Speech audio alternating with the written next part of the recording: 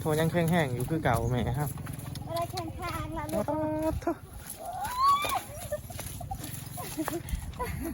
เมื่อยเนาะชายมุ่งไงลูกเต้เสานี่แต่เช้าผู้เฮ็ดลงน่าได้นะฮะผู้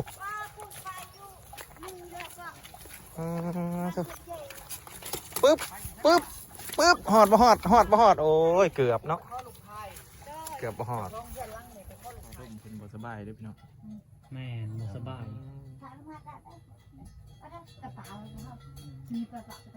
มาสงสาร ย่าเพิ่นยังสุดเดียวว่าย่าเพิ่น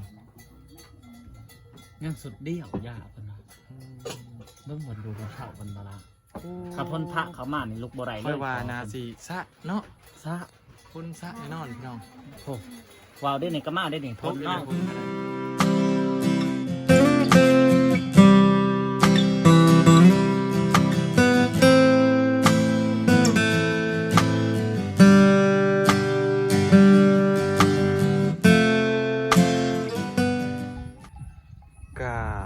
สวัสดีและสบายดีพ่อแม่พี่น้องๆ FC ทุกฐานเนาะยินดีต้อนรับทุกท่านเข้าสู่ช่องบ่าวลาหน่อยคือเก่าเนาะทุกคนเนาะก็คือที่ทุกคนเห็นเนาะพี่น้องเนาะมื้อนี้บ่าวลากะมาอัปเดตครอบครัวของแม่ตะโงบเนาะหรือว่าแม่แสงเนาะที่เพิ่นขุดดินนั่นแหละพี่น้องก็คือที่ทุกคนรู้จักกันนั่นแหละเนาะก็คือมื้อนี้เฮามาหาเพิ่นก็อยากมาอัปเดตน้ำบาดาลเนาะพี่น้องหลังจากที่เพิ่นเจาะน้ำบาดาลก็เฮาบ่ได้มาหาเพิ่นเลยเนาะฝนกระตกพี่น้องนี่ทางก็ลำบากมากก็ได้เนาะก็เลยบ่ได้มาอัปเดตให้พี่น้องเบิ่งมื้อนี้เฮาสิมาอัปเดตให้พี่น้องเบิ่งเนาะเดี๋ยวเฮาติดตามกันก่อนอื่นเฮาสิขออนุญาตเข้าไปเบิ่งน้ำก๊อกเพิ่นหรือว่าน้ำบาดาลเพิ่นพี่น้องนี่เพิ่นเจาะในบริเวณนี้ก็คือที่เฮานำเสนอกันตอนนั้นว่าเพิ่นสิเจาะอยู่มองหันได้พี่น้องเด้อเพิ่นว่าสิเจาะมองหันแต่ว่าเพิ่นเปลี่ยนใจว่าบ่หันเวลาน้ำใส่ในเฮือนแล้วมันไหลลงไปเนาะมันก็เลยสีเปื้อนเนาะเพิ่นก็เลยใหญ่ขึ้นมาเมื่อเทิงเมื่อเถื่ออาจสินำใส่ไปอยู่ไปกินเห็ดอยู่เห็ดกินเนาะมันก็เลยว่าสีบ่เหมาะเพิ่นก็เลยใหญ่ขึ้นมาอยู่เทิงเดี๋ยวเราสิเข้าไปเบิ่งนำกันเนาะก็คือเพิ่นเห็ดระบบอันนี้เนาะก็คืออันนี้น่าสิเป็นคันโยกดึงน้ำขึ้นเนาะน้ำมันก็สิไหลออกมานี้ตามที่เราเห็นกันแล้วทุกคนเนาะเดี๋ยวเราสิไปสอบถามแม่เพิ่นเนาะเขาไปอัปเดตสอบถามเห็นจังไดแน่เนาะเป็นได้ใช้ชีวิตสบายขึ้นบ่หรือว่าเป็นจังไดแน่เนาะก่อนเราสิเข้าไปทุกคนฝากกดไลค์กดแชร์กดติดตามเพื่อเป็นกำลังใจให้บ่าวหลาเด้อเนาะวันนี้บ่าวหลามากกับฝนตกพี่น้องลำบากนะไปส้มกันเลยพี่น้องก็คือเข้าไปเบิ่งแม่เพิ่นในเฮือนแต่ก็บ่เห็นพี่น้องเขาไปเห็นแม่เพิ่นกำลังเห็ดเบียกอยู่กำลังค้นดินอยู่เนาะเดี๋ยวเขาสิเขาไปสอบถามแม่เพิ่นเขาไปทักทายแม่เพิ่นก็กำลังอยู่รอว่าโอ้สบายดีแม่สบายดียังบ่ทันแล้วลูกยังบ่ทันแล้วสบายดีว่าเห็ดแต่เสาร์ดีรอนี่ค่ะเช้าอยากข่าวแหละก่อนกินแล้วว่าเขากินแล้วโดยอันนี้กินแล้วลูกใกล้เติบแล้วเนาะไปกันเลยเนาะโดยเมื่อยป่ะขุดมาแต่ไซส์แหละนี่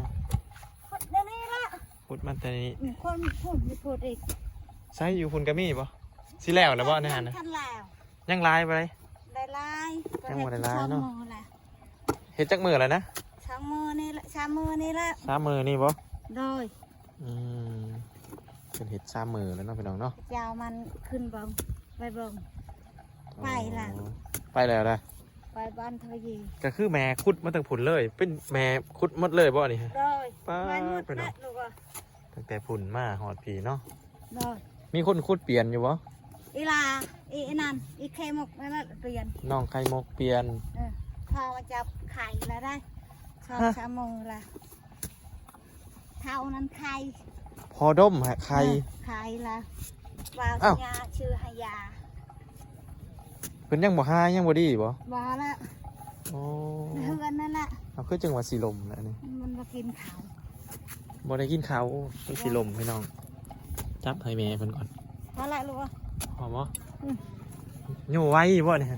บ่ได้ไว้ละลูกเดี๋ยวเฮาสิไปอัปเดตความลำบากในการอยู่เพิ่นพี่น้องฝนก็ตกเนาะโดย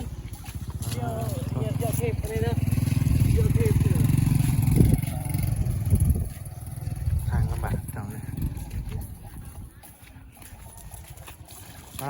โทรยังแข็งแห้งอยู่คือเก่าแม่ครับ อะไรแข็งข้างละลูก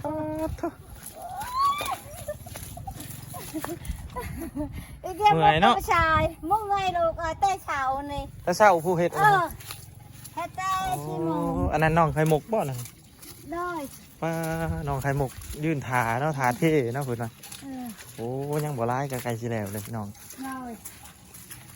เท่มาตั้งแต่ฝุ่นเป็นเจ้าหมดเลยบ่เท่นะฮะ ได้ แล้วเขาไปสบายดีน้องไข่มุกสบายดีเด้อน้องไข่มุกเด้อโอ้น้องไข่มุกมาซอยแม่ ไอ้ ทุ่ม ลูกเอ้ย เฮ็ดจังได้ต่อปะนี่ ฮะ เท่อะไรเฮ็ดได้ต่อปะนี่เขียบ่หรือบ่ได้เขีย กวาดอีกลูก กวาด ให้ชิมงโดย น้องเป็นมากวาดกับน้องไข่มุกเนาะ โดย คือเขาบ่ได้มาหาแม่เป็นเพิ่งแล้วพี่น้อง ได้ จนเขาเจาะน้ำบาดาลแล้วเนาะ ได้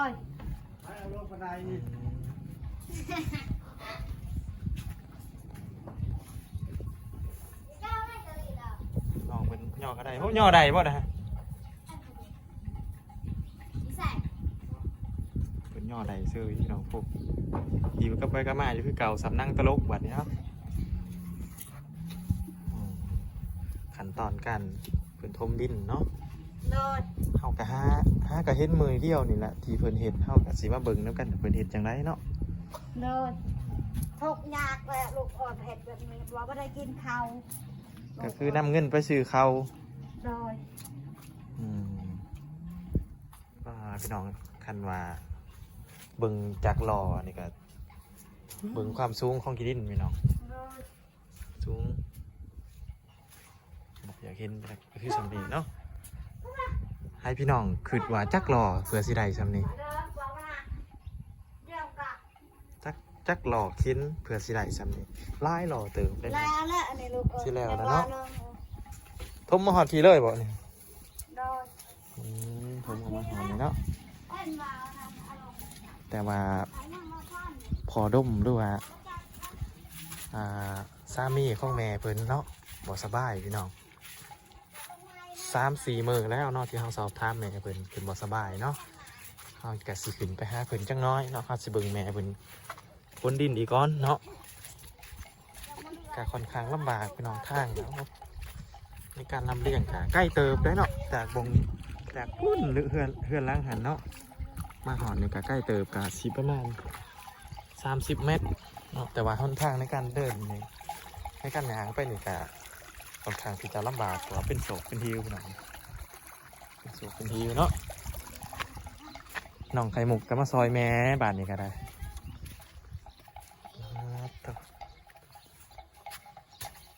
ทำแค่เฉาแค่มันหลาว เมาแต่เช้าผู้ให้มันแล้วฮะกะว่ายังประมาณจักรอจังสิแล้ว อย่างรอนี่แล้ว รอนี่แล้วเลยบ่ เปล่าเลยหมดเลย รอสุดท้ายบ่นี่ฮะ โดย โอ้ แค่ชามือล่ะชามือนี่ล่ะ 3 มื้อเด้อเฮ็ด เออ เมาให้แล้วเลย โดย อืมโดยแม่ สบายดีน้องไข่มุก สบายดีเด้อ สบายดีเด้อแม่เด้อ โดย สบายดีบ่สัญญาสบายดีมากับบ่สัญญาร อ คือ สุด เก่า ท้ายบ่นี่ฮะ โดย เพิ่นเมามา3 มื้อแล้วเนาะ ขึ้นกินข้าวก่อน โอ้ยังบ่อยากแม่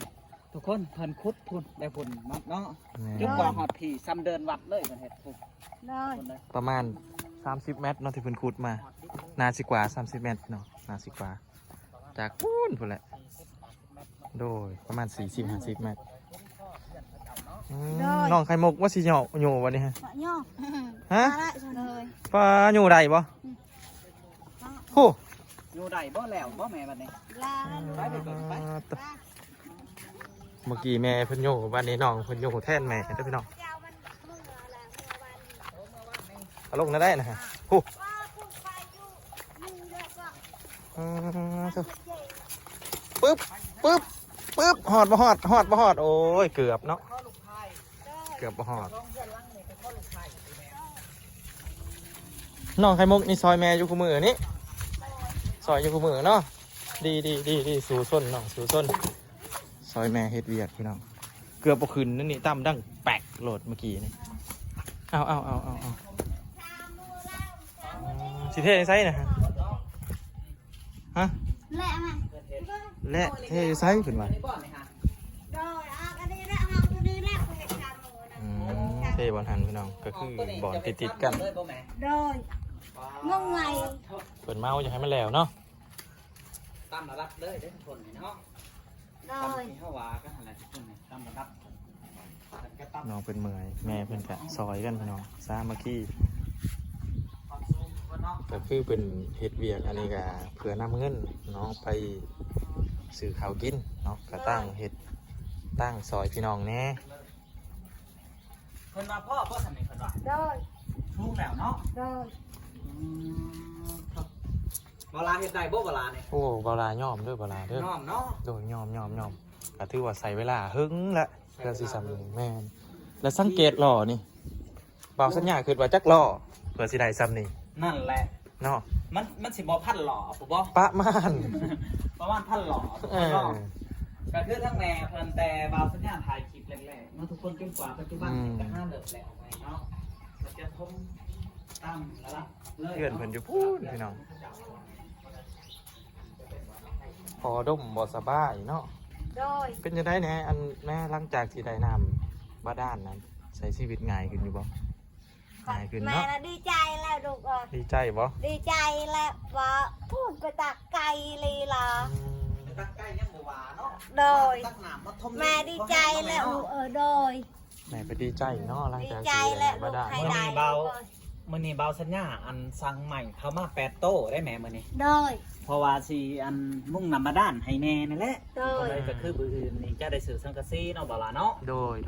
จะได้สื่อสังกะสีเข้ามาทุกคนมื้อนี้ใหม่เขาจะมาส่งมื้อนี้ยังบ่ทันได้ฮอด โดย เพิ่นว่าฮอดประสิทธิ์ตอนนี้เพิ่นว่า โดย แต่บ่ฮู้ว่าฮอดใช้ฮอดประสิทธิ์เพิ่นว่าเนาะ ไปเมื่อ ไปเมื่อก็มา ไปเมื่อ อันเพิ่นว่าพ่อบ่แม่สำเนียงเพิ่น พอ ว่า แล้วเพิ่นบอกแล้วลูก เพิ่น เอ้ย บอกว่าพ่อแล้วเนาะ โดย อันนี้ เอา จั ล่ะ ง ทุก มื้ คนเขาสิไปมื้อเฮือนเนาะ อันนี้ชามมือนี่ ถ้ามื้อนี้ พอ เนาะ เฮ็ดแต่เช้าลูกเอ้ย ก็คือห้องนี่เพิ่นว่าเพิ่นเฮ็ด3มื้อเมาให้แล้วเลย ว่านายังก็ไปเบิ่งเพิ่นเข้าไอ้ตุ้ยนั่นเห็นบอกให้ดอกไม้แน่กบแน่ ลูกไม้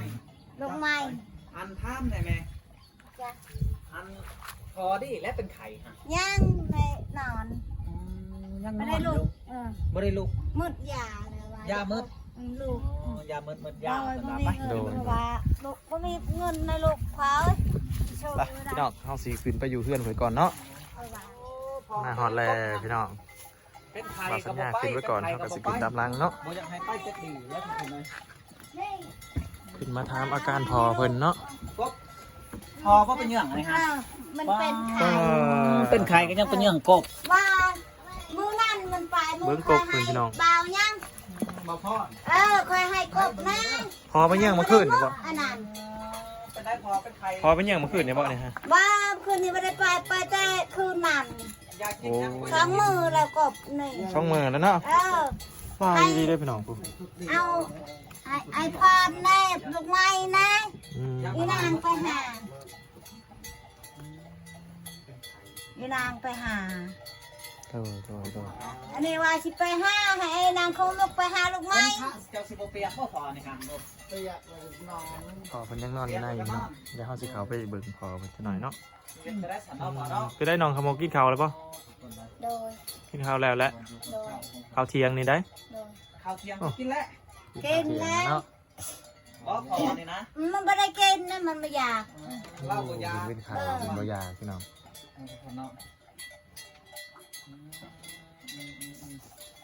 ไปไข่มุกไปหาลูกไม้ให้อายมันยันมาบ่บ้าดอกมันว่าฝนตกไปหา น้องเพิ่นก็ลำบากเนาะฝนตกเนาะ ต้มกิน ลำบากแน่ก็ยาบ่เป็นหยังซ้ำนี่ก็ดีแล้วเนาะ